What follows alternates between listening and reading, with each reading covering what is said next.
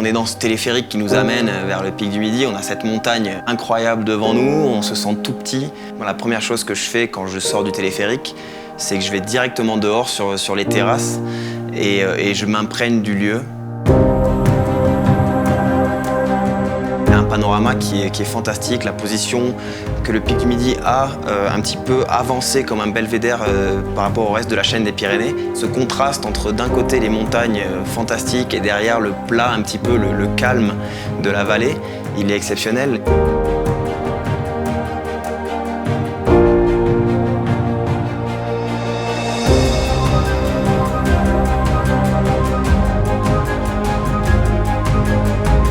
Il y a une génération dont je fais partie qui a eu une réussite assez importante. Cette fierté de notre région, et c'est ça qui nous a amenés à se surpasser et à avoir des bons résultats.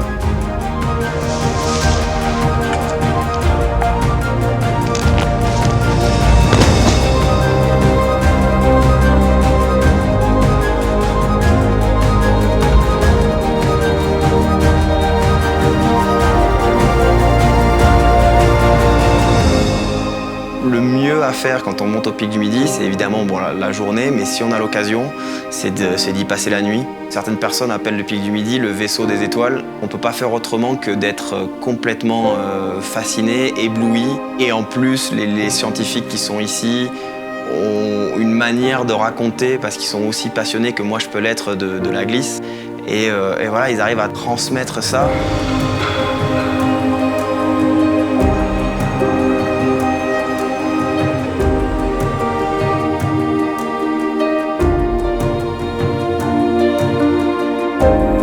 Ce qui me fascine par rapport à la montagne, c'est qu'elle est différente tous les jours. On peut monter 365 jours dans l'année, on n'aura jamais les mêmes conditions, on n'aura jamais les mêmes couleurs, on n'aura jamais les mêmes sensations.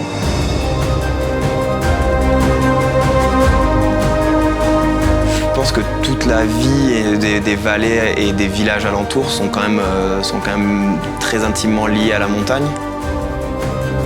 Il y a pas mal d'agriculteurs dans tous ces petits villages, mais ce qui est assez rigolo, c'est que c'est souvent, l'agriculture est une passion qu'il faut en dehors d'un autre métier. Certains sont moniteurs de ski l'hiver et l'été, ils redescendent dans la vallée pour faire du miel, pour faire du fromage, pour faire des jambons. Et tous les petits villages de Campan jusqu'à Bagnères, Barèges, tout ça, c'est toute une activité qui font partie intégrante de la culture d'ici. Je pense que voilà, tous ces éleveurs, ils continuent à perpétrer une sorte de tradition un peu ancestrale des vallées pyrénéennes. Ce que je pourrais donner comme conseil à tous les visiteurs potentiels de la région, c'est d'essayer de profiter au maximum, c'est de ne pas avoir peur d'aller vers les gens. Voilà, de venir avec un regard d'enfant et d'être émerveillé parce que c'est fantastique.